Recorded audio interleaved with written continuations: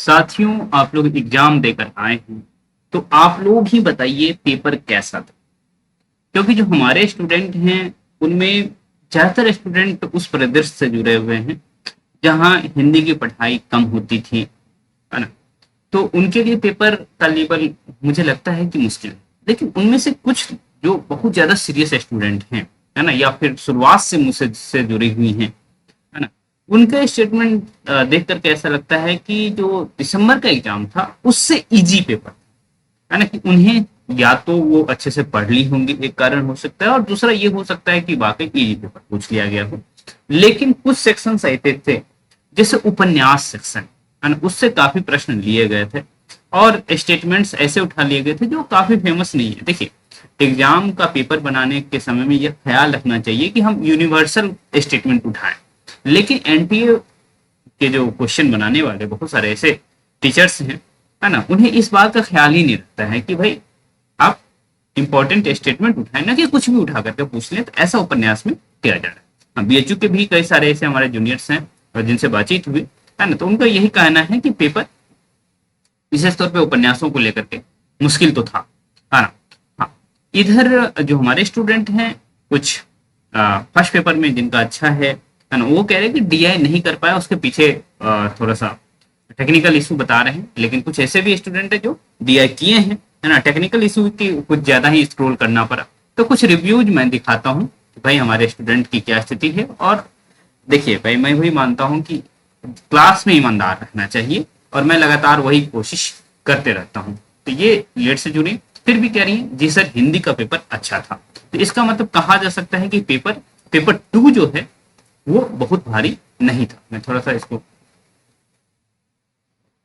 और दूसरी स्थिति है कि भाई और क्या क्या है पी, हाँ, जैसे कल मैं देख रहा था कि हिंदी का, सॉरी, इंग्लिश का जो पेपर था पीवाईक्यू रिपीट कर दिया था। तो मैंने पूछा कि पीवाईक्यू रिपीट तो नहीं किया गया था, तो ऐसा नहीं लग रहा है कि पीवाईक्यू रिपीट 100% कर दिया गया हो, ऐसा नहीं लग रहा है। हाँ, कुछ चीजें जो है रिपीट हुआ है, ऐसा नहीं कि कुछ क्वेश्चंस तो रिपीट हुए हैं। नाटक, निबंध और काव्य शास्त्र से बहुत क्वेश्चन था, है ना, तो क्या ऐसी बात थी। लेकिन उपन्यास से जो पूछे गए थे प्रश्न, है ना, वो मुश्किल था जहां तक मुझे पता चला। कहानी से बहुत कम था, तो ऐसा भी है, कहानी से कम पूछा गया। तो इससे ये होता है कि पेपर थोड़ा सा टफ हो जाता है। यदि कहानी से कम पूछ करके किसी और सेक्शन से पूछ लिया जाए तो क्वेश्चन माना जाएगा कि थोड़ा सा टफ है ना। तो कहानी का क्वेश्चन ऐसा रहता है ना कि आप आराम से कर पाते हैं। रामविलास शर्मा जी का बहुत सारा स्टेटमेंट अन्य लेखकों के बारे में पूछा गया था, ऐसी भी बात है। ओके, पेपर को इजी नहीं कहा जा सकता है, वंदना कह रही है। तो ऐसी भी स्थिति संभव है ना। कि जैसे देखिए, होता ये है ना कि आप किस सेक्शन को पढ़ के गए थे। जैसे अभी तक मैं ईमानदारी से यही बता रहा हूँ कि मैं जो बैच चल रहा है उसमें उपन्यास सेक्शन को, है ना, बहुत ज्यादा डीपली नहीं ले गया था। लेकिन निबंध, नाटक, कहानी, है ना, काव्य शास्त्र, ये जो सेक्शन है उसको काफी अच्छे से करवाया था। अन्य गतिविधा का भी बहुत सारे ऐसे प्रश्न, ऐसे सेक्शन करवा दिया था कि वहां से प्रश्न बने, है ना। उपन्यास के पात्रों के बारे में और उसके अंदर से स्टेटमेंट पूछा गया था। ये अंदर से जो स्टेटमेंट पूछा जाए, देखिए हम लोग भी जो अपनी तैयारी करती थी तो उसी स्टेटमेंट को अंडरलाइन करते थे जो यूनिवर्सल हो। एंड यूनिवर्सल मतलब उस उपन्यास से भी उस स्टेटमेंट को कहीं और रख दिया जाए तो वो अच्छा माना जाएगा, भाई हाँ, हर समय वो वैलिड रहे। तो ऐसा पूछना चाहिए। लेकिन कुछ भी स्टेटमेंट उठाकर पूछ देता है तब ठीक नहीं होता है। स्टेटमेंट बहुत ज्यादा था, 2-4 क्वेश्चन प्रीवियस क्वेश्चन के रिपीट थे, बाकी निबंध आपका डीपली पढ़ाया हुआ काम आया। तो ये देखिए भाई, निबंध तो वाकई एक एक लाइन करके, निबंध, नाटक, कहानी एक एक लाइन करके पढ़ाया गया है। उपन्यास को भी मैं अपने तरीके से पढ़ाने की कोशिश कर रहा हूँ, है ना। जैसे धरती धन्ना अपना है ना, उसका जो भी इंपॉर्टेंट लाइन था, लगभग एक पूरा उपन्यास में 13 दिन क्लास लिया हूँ, है ना। हालांकि बताया जा रहा है कि धरती धन्ना अपना से क्वेश्चन नहीं था, सारा यूनिट बार बार पढ़ना पड़ेगा, अस्मिता कह रही है।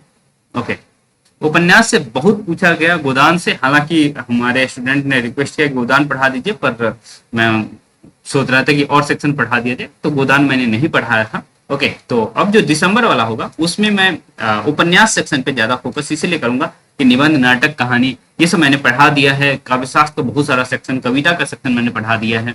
और ये पेपर 1 भी मुझे करवाना था, तो काफी हमें करवाना था, इस वजह से उपन्यास के लिए मुझे समय नहीं बचा था। पर धरती धन्ना अपना मैंने पढ़ाया था, पर इससे क्वेश्चन ही नहीं पूछा गया। खैर कोई बात नहीं, इस बार कविता और निबंध ही पार लगाएगा। तो चलिए, कविता भी मैंने अच्छे से पढ़ा दिया था, निबंध भी पढ़ाया था। ओके, बीच में कुछ स्टूडेंट को ऐड भी किया जा रहा है। काव्य शास्त्र भी अच्छा था, है ना, तो ये भी अच्छी बात है। हाँ, ये मुझे बहुत अच्छा लग रहा है कि माटी की मूर्त के कैरेक्टर का सीरीज में पूछा गया था। मैं जब पढ़ा रहा था माटी की मूर्त, है ना, तो पूरा चैप्टर, पूरा का हर एक सेक्शन पढ़ाया मैं, और उसमें बार बार कह रहा था कि आप ये सीरीज याद कर लीजिए, और कुछ कुछ को मैंने नंबर भी दे रखा था। तो ये पूछा गया, ये अच्छी बात है। कहानी के क्वेश्चन को स्टेटमेंट बना दिया गया था। चलिए, कहानी से कुछ भी पूछा जाएगा, आप लोग सही ही किए। अन्यगत विधा से बहुत ज्यादा क्वेश्चन था। हाँ, आपका पढ़ाया हुआ बहुत आया था, पर वहां पर कंफ्यूज हो जा रहे था। रश्मिता ये कह सकती है ना, तो पढ़ाया हुआ तो आया था, लेकिन कंफ्यूजन होता है भाई, एग्जाम प्रेशर मैं भी समझता हूँ, ऐसा नहीं है। तो वही है कि बार बार प्रैक्टिस तो करना पड़ेगा, बट ऑप्शन कंफ्यूजन था, है ना। सर का पढ़ाया हुआ काम है, ये अच्छी बात है। अब हंस रही है बंदा, है ना, इससे पहले एक स्टेटमेंट था, इसको तो चाहिए। दिसंबर से तो अच्छा था, यही जो साधना कह रही है ना कि दिसंबर से तो अच्छा था, ये वाला। तो इसका मतलब ये इंडिकेट किया जा रहा है कि पेपर कहीं ना कहीं ये इजी था, है ना, जो बहुत से जैसे स्टूडेंट थे उनके लिए। तो देखते हैं कि कितना कट ऑफ जाता है। ये तो थोड़ा सा क्वेश्चंस मैं जब देखूंगा, उस केस में जब आप लोगों का आंसर किया जाएगा तो क्वेश्चन देखूंगा, और फिर उसके बाद कट ऑफ बताया जाएगा। उससे पहले मैं आप लोगों के कहने पे तो कट ऑफ नहीं बना सकता जब तक मैं अपने एंड से क्वेश्चन ना देखूं। पेपर 1 के बारे में बहुत कोई बात करे, है ना, सर गुस्सा होकर चले गए। हाँ, तो पेपर 1 के बारे में आप लोग बात नहीं करेंगे तो गुस्सा तो आएगा ही। और हिंदी के छात्रों को मैं कहता हूँ कि अपना पेपर 1 अच्छा करिए, है ना। जैसे मेरा मैथ्स अच्छा है, डीए अच्छा है, कंप्यूटर अच्छा है, वैसे ही आप लोग भी अच्छा करिए ना, है ना। तर्क इतना अच्छे से मैं आप लोगों को पढ़ाया, सर इतना डीपली पढ़ाए थे, इसलिए नाटक और अन्य विधा और निबंध कर पाए। तो ये अच्छी बात है संगीता, हालांकि लेट से जुड़ी है, पर रिकॉर्डेड ये काफी देखी है ना। तो ऐप पर सारा हमने डाल रखा है, और धीरे धीरे वो अपडेट करते ही रहूंगा। ओके, और लाइव क्लासेज में तो जो होता है वो तो होता ही है, वही सारा अपडेट होता है। हिंदी वालों को ऐसा डीए नहीं देना चाहिए था। हाँ, ये बात है। गद्यांश बहुत इजी था, है ना, गद्यांश इजी था, तो ये अच्छी बात है भाई। हालांकि उससे थोड़ा कट ऑफ पड़ जाता है, मेरा भी डीए नहीं बन पाया। ओके, लेखकों की रचनाओं का क्रम पूछा गया था, ये तो नॉर्मल चीज है। पेपर भारी था, बीएचयू, अच्छा ये तो मैं ही लिख रहा हूँ, है ना। तब बीएचयू के कई सारे जूनियर्स ऐसे लिख रहे हैं कि पेपर भारी है। सर अगर आपके पास नहीं पढ़ती तो हिंदी में कुछ नहीं कर पाती। हाँ, तो ये देखिए संगीता का रिव्यू है, तो ये हमारे लिए भी अच्छी बात है, और मैं कोशिश करूंगा कि भाई और भी जो दिसंबर वाला एग्जाम होगा उसमें आप लोग इस तरह से जाएं कि 100% श्योर होकर के आए कि भाई हमारा तो होना है।